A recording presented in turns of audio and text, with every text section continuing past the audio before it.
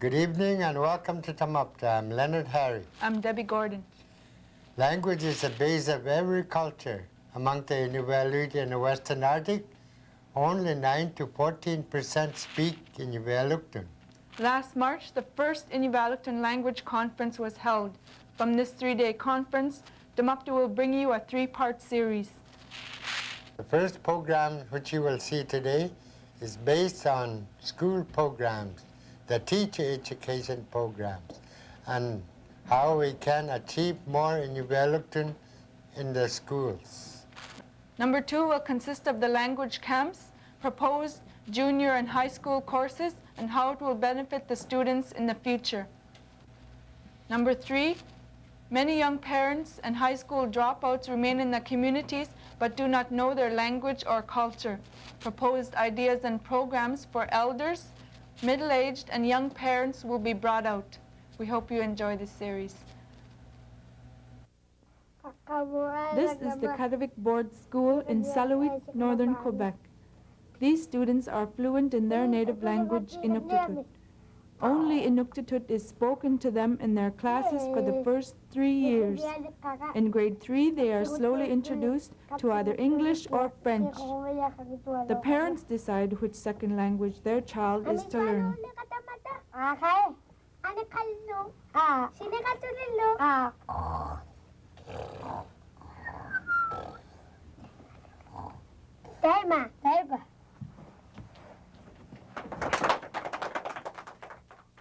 No, kano katpit. Kano katpit. Nakulong. Kano katpit.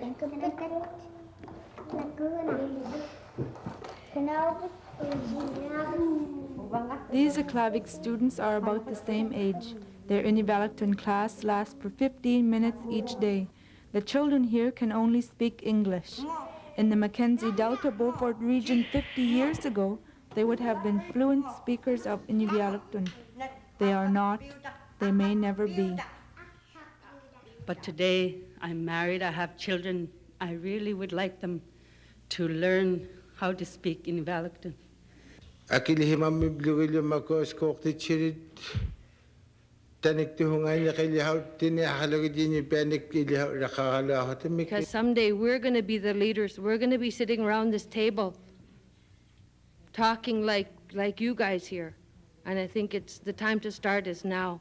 I don't think it matters what language you're talking about. If you're not able to use that language all the time, you just can't keep it. So the language itself has to have status in the school system. The Inuvialuit people who are in the school system have to have status. I know that's easy to say, but I think we can achieve that.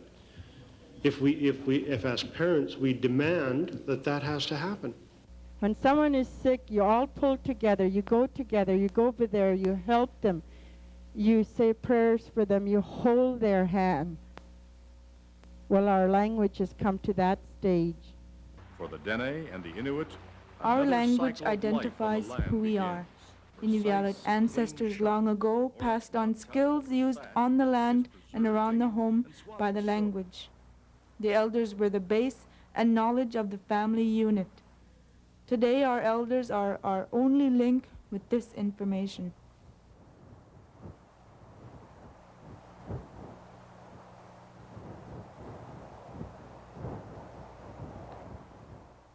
Rosemary Kirby of the Teaching Learning Center in Inuvik had a goal.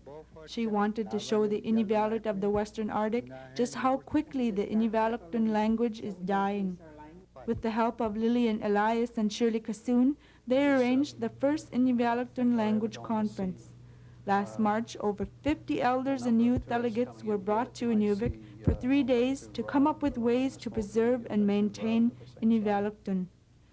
Rosemary called it the critical stage. Someone asked me why we call this conference critical stage.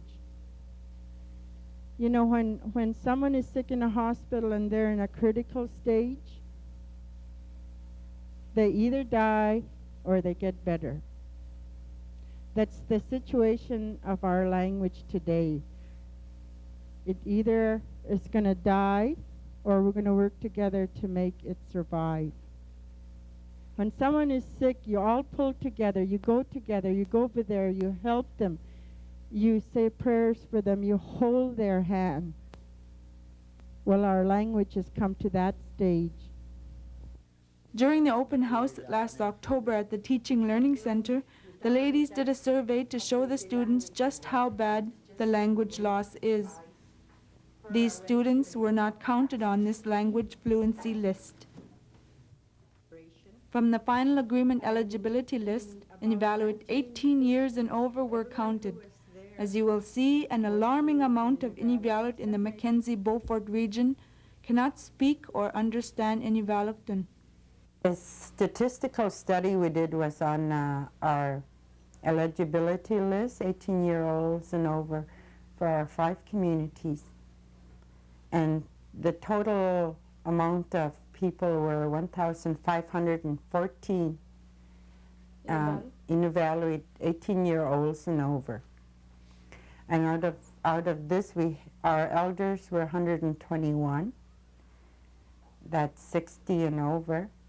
And the 18-year-olds to 59-year-olds were 198.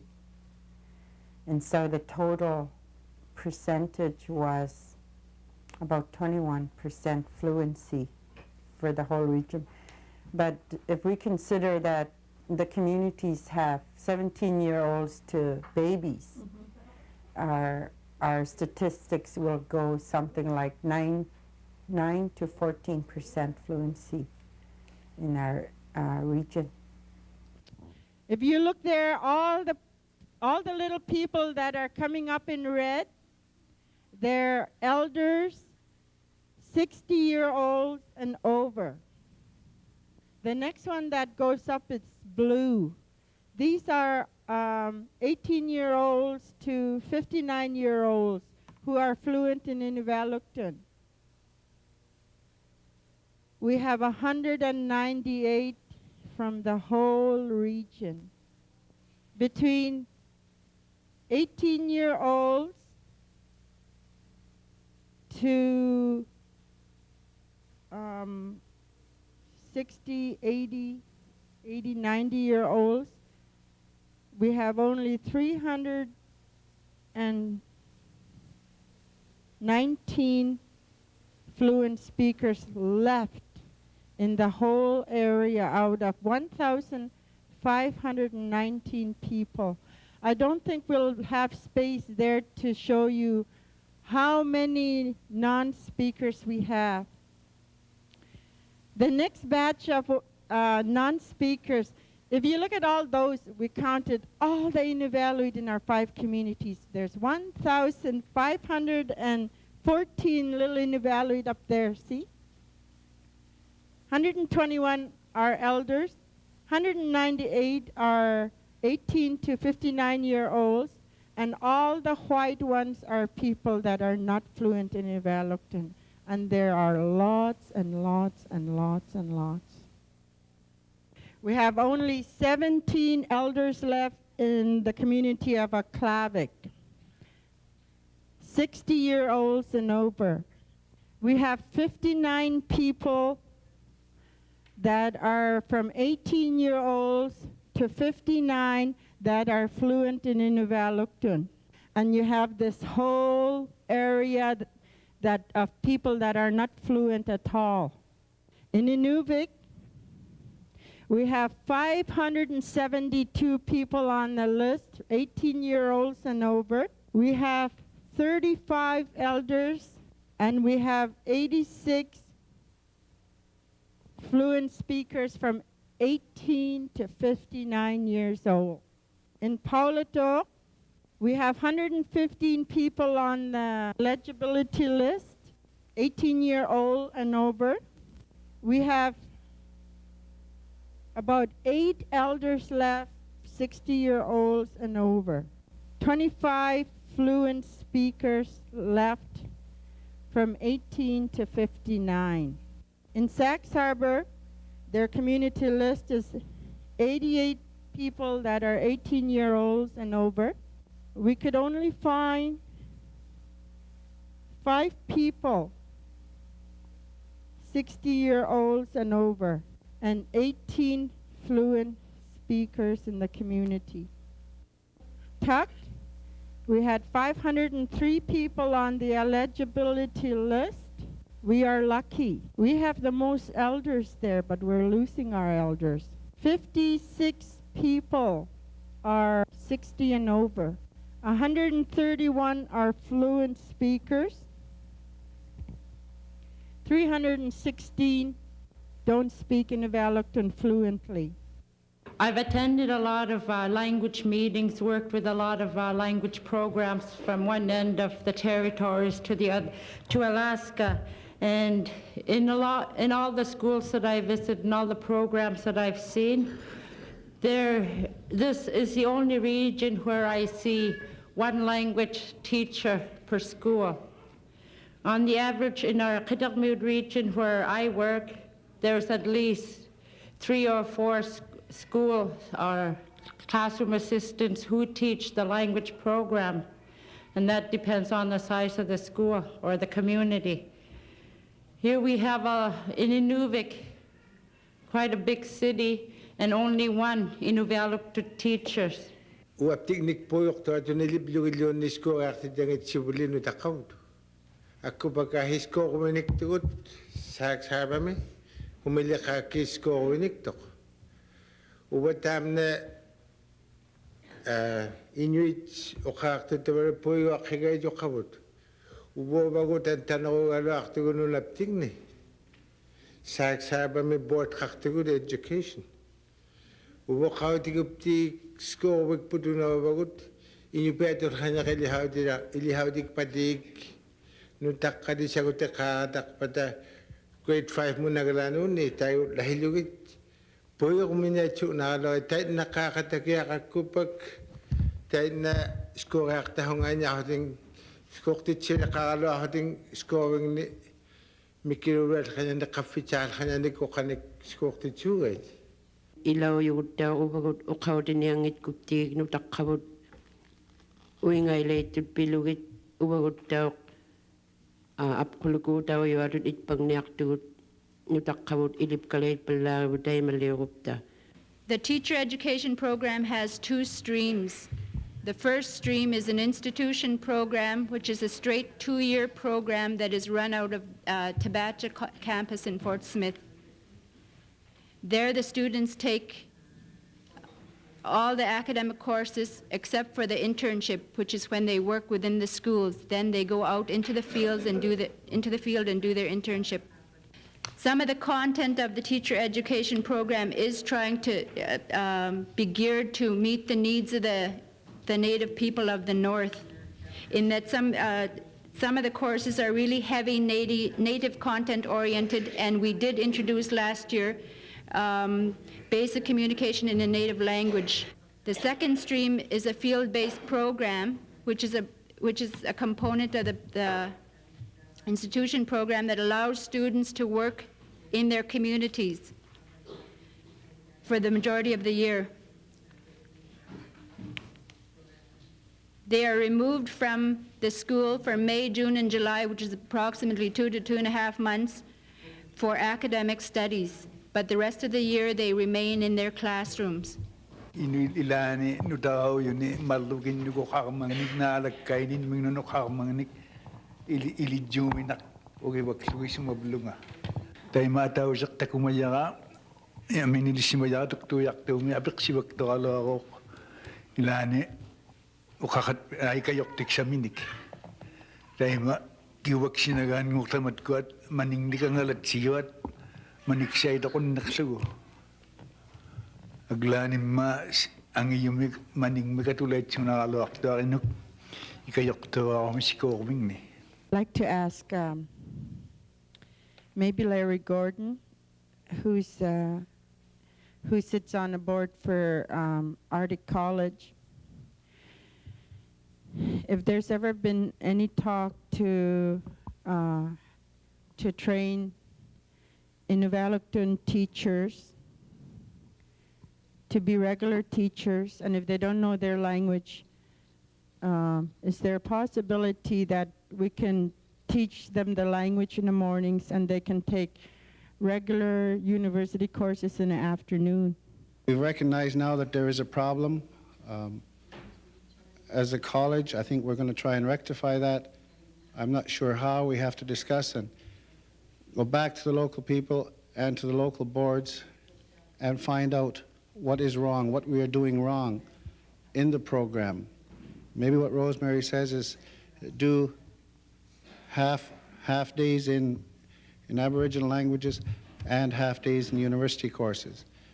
This can be worked out. I'm not sure when it will be, but we've recognized the problem and hopefully we'll do something very shortly. It's one of the ones they would like to see done right away is Inuvialuktun kindergarten programs in our communities, which means working immediately with GNWT, with our Native organizations, and with the divisional board, local education committees to set up programs. The other thing I truly feel will follow shortly is the daycare centers in Inuvialuktun, which will make it easier for kindergarten teachers and for program developers like myself.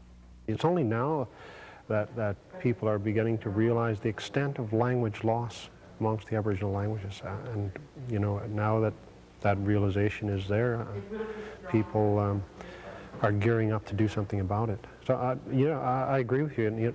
In the last 20 years, not enough efforts were made. There's no question about it.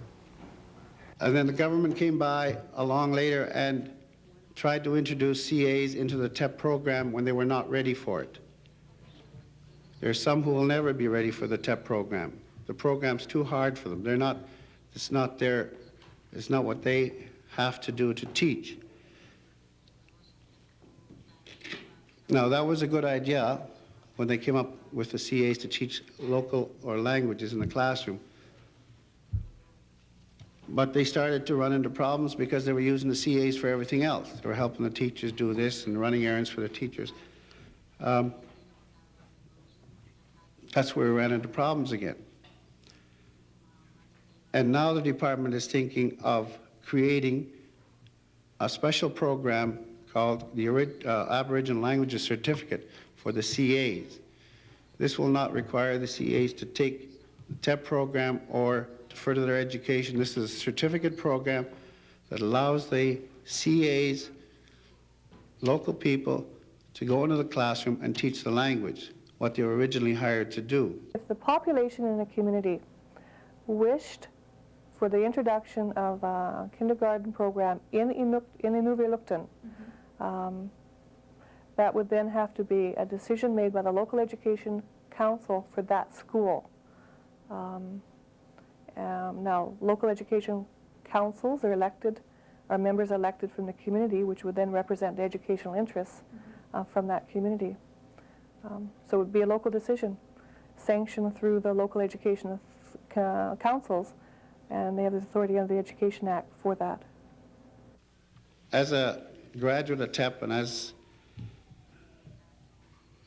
a teacher, we have wasted a lot of time. There's been a lot of discussion going on. We've got to sit down, we've got to decide what we're going to do, how we're going to do it, and we have to do it. There's no two ways about it. Tamdali kanolugo taniktul hanya kaba 195 days ili hawraktula ubagod minyu pet ili haw tan halugit na ili halugit Inuvialuit ili hawraktus ko mitamna alangulak parulun ni wa Inuvialuktun ili hawtip makina. I think, you know, sometimes the government gets a little bit scared if there's a group like this that makes a resolution and says it's time that we do have longer teaching hours for Inuvialuktun in order to make it survive. And so I think it's really important that this group goes away only after they've made a resolution to approach the government and say, we're serious now. We need more instruction hours in Inuvialuktun. And it's only going to take you guys to do it, because we're right in the system and it's hard for us to do it. But if it's a group like this, you have more of an impact than any little voice within the government. Inuvialuktun ilihauti hurad Inuit.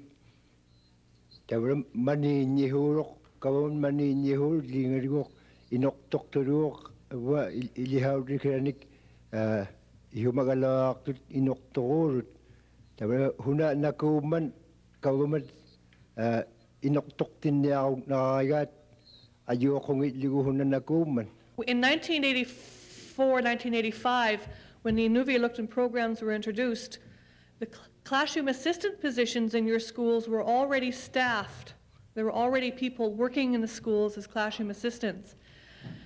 And most of the classroom assistants were not able to provide any instruction in Inuvialuktun, in that they were English speaking only. So it was not easy to ask, well, it was impossible to ask the persons who were already working in the schools to now teach Inuvialuktun, because these people didn't have the language to be able then to proceed to teaching it. There was no wish to fire people. There was no wish to lay people off from jobs they already had, to fire them because they didn't speak Inuvialuktun, to be able to create a spot, a vacancy, to bring someone in who would speak Inuvialuktun. So in a number of communities, you've got classroom assistants who have been in the jobs for a long time and whose interest is continuing in the school for a long time, and who are doing work in the school that's considered important and valuable by the CEC and the principal and parents. It is possible to allocate positions from a school, to dedicate positions to the Inuvialuktun program. For example, someone spoke earlier about there being a French teacher at SAMS. A teaching position is dedicated to that language in this school and has been for years. And that's a decision that's made by the Inuvik Education Society, supported by the Inuvik Education Society in direction to the principal to so organize the school. I remember about 1986 when the question was asked, should we consider dedicating a teaching position to the Inuvialuktun program? And there wasn't any support for that. I am responsible to the Beaufort Delta Board, Divisional Board of Education. And as a result of that keen awareness of who I am responsible to, I know the power of the voice of parents. And if there is a strong, strong voice coming forward saying that schools are to be organized thus and this way and that way, and that voice is brought through the community education councils with direction then to the board and direction to the principals, I agree, things can change. In the earlier years when our kids were going to school, we were in a learning stage to ourselves in order to adapt ourselves to the new kind of a lifestyle. Like the first time I moved into a 512, I thought I moved into a castle.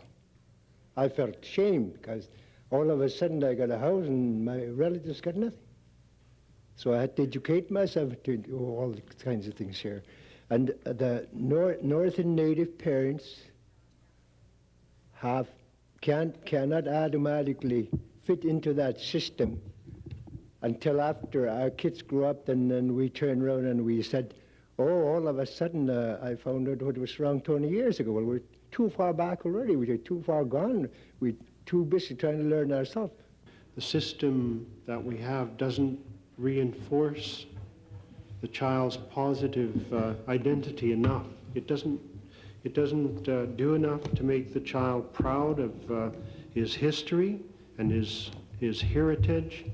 It doesn't do much to make children proud of their parents and their grandparents, their elders, and where they came from. That's all very much a part of feeling secure and having inner peace with yourself, knowing your roots, where you came from. And we aren't doing a very good job of teaching children that. I think that's where we have to go. It won't guarantee anything. No curriculum can guarantee anything for kids. The only thing that we can guarantee about curriculum is that we have to be able to provide the very best possible teachers, and the teachers who understand the intentions of the curriculum, are committed to the curriculum, committed to the intentions and the wishes of the parents behind it, and then proceed with great innovation and creativity and hard work and persistence to make the fit for the students. Curriculums don't guarantee anything. It's the delivery that makes it or breaks it. Now, the exciting part in this, and I say this with a certain amount of hesitation because I have to also wonder how we're going to do it, but there is the opportunity for something really exciting to happen in this, and that's with the generic curriculum, we have the opportunity for local program development then. And that means we have the opportunity for persons who know and understand children in the schools, and that's being parents, community resource persons, CEC members, language teachers and teachers, to come together to plan those kinds of activities and those kinds of, well, I guess activities would be the best word, that will bring to life the curriculum for the children in a way that the children will be successful learners. Now, that doesn't happen overnight. I mean, that takes a tremendous amount of coordination. But there is something there that is potentially very exciting.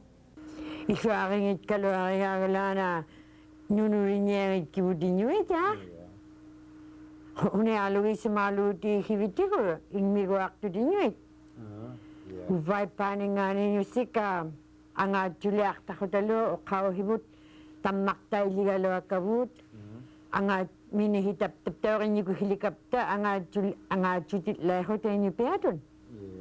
Bagutaw kahin yung mga ilihaw rirong awani, inyum akyakan nirong itpanga, ilihakan nirong itkumi Inuvialuktun ilihaw rinyamik tabaptaw kwekit niyok. Inuit ingmik tikut kihiyan kisimaliok kakating. The Inuvialuktun Language Critical Committee was formed on March 8, 1990, with a member and alternate from each community.